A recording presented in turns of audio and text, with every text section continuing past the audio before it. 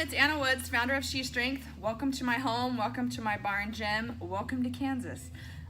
Wanted to come at you again today because I had a ton of questions about my video from yesterday.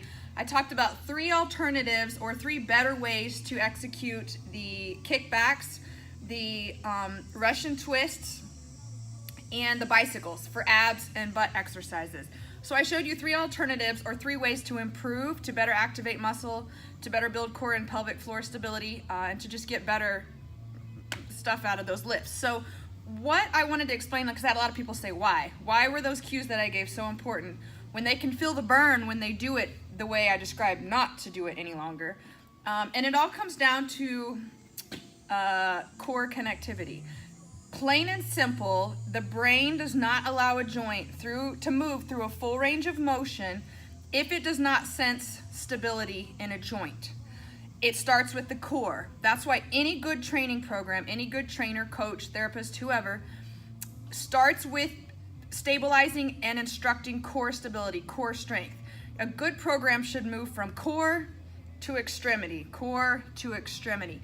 But until a client, at least for me personally, can prove that they can stabilize through the core, breathe, brace, do core 360 intra-abdominal pressure with the diaphragm, the pelvic floor, I will not allow them to do crazy extremity activities, because the brain will sense that there's not stability through the core, therefore it will restrict joint movement in the shoulder, in the hip, in the knee, in the foot, wherever in the spine, whatever we're working to execute movement through.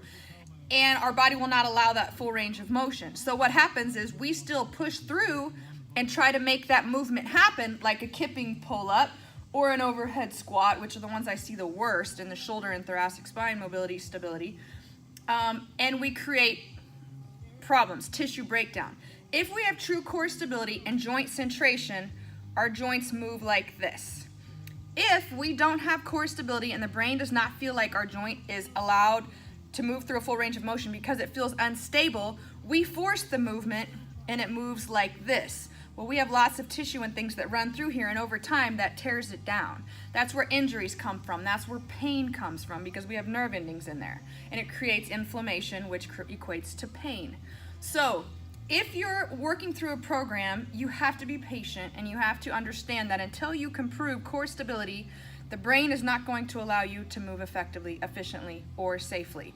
Therefore, any chance you can get to work on core stability in an exercise, I'm going to force you to do, and I'm going to encourage you to do, because it carries over into everything else.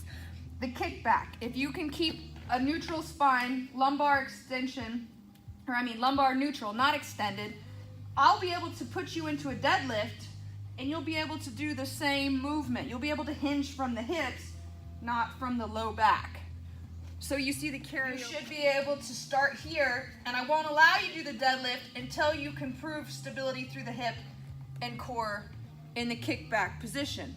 Another one that I check on for scap stability is your ability to maintain flat across here as you rock.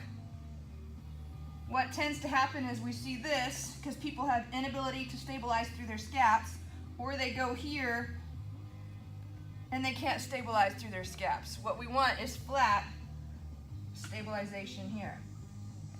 So if they prove to me that they can't maintain solid across the upper back, then I know that they're not going to be able to hang in a good position, or they're not going to be able to press overhead in a good position. The joint is not stable, therefore the brain is not going to allow it to move through a full range of motion. Therefore we're going to overcompensate with other muscles, and we're going to create injury and tear down tissue because the wrong muscle groups are moving the joint in the wrong direction or in the wrong way, or forcing tension through the tissue, which eventually breaks it down. So hopefully that answers your question today. Make sure and check me out on Facebook, Shestrength by Anna Woods Fitness. You can email me if you have any questions about this, Anna@shestrength.com, or find me on Instagram @shestrength.